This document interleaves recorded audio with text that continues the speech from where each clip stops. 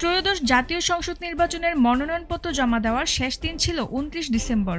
নিয়ম অনুযায়ী একজন প্রার্থী সর্বোচ্চ ৩টি আসনে লড়তে পারেন। বেগম খালেদা জিয়ার পক্ষেও বগুড়া ৭, দিনাজপুর ৩ এবং ফেনী ১ আসনে মনোনয়নপত্র জমা দেওয়া হয়েছিল।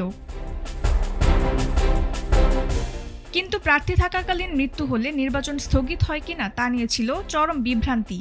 গণপ্রতিনিধিত্ব আদেশ অনুযায়ী যদি কোনো বৈধভাবে মনোনীত প্রার্থীর মৃত্যু হয় তবে সংশ্লিষ্ট আসনে নতুন করে তফসিল ঘোষণা করতে হয়। কিন্তু খালেদা জিয়ার ক্ষেত্রে বিষয়টি ভিন্ন। নির্বাচন কমিশন জানায়, মনোনয়নপত্র জমা দিলেও খালেদা জিয়া এখনো বৈধ প্রার্থী হিসেবে বিবেচিত হননি।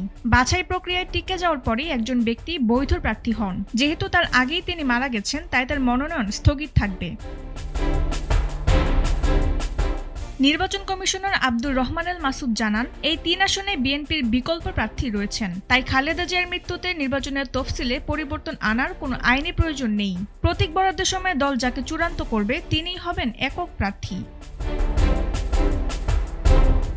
এদিকে বিএনপির চেয়ারপারসন ও সাবেক প্রধানমন্ত্রী বেগম খালেদা জিয়ার যে ৩টি আসনে নির্বাচন করার কথা, সবকটিতে বিকল্প প্রার্থীর প্রস্তুত রেখেছে দলটি। দিনাজপুর ৩, বগুড়া ৭ ও ফেনী ১ আসনে খালেদা জিয়ার পাশাপাশি বিকল্প প্রার্থী যাদের দলের পক্ষ থেকে নির্দেশনা দেওয়া হয়েছে তারাও মনোনয়ন ফর্ম জমা দিয়েছেন বলে জানা গেছে। বিএনপি সূত্রে জানা যায়, খালেদা জিয়া নির্বাচনে অংশ নিতে না পারলে তার জন্য এসব আসনে বিকল্প প্রার্থীও রেখেছে দলটি।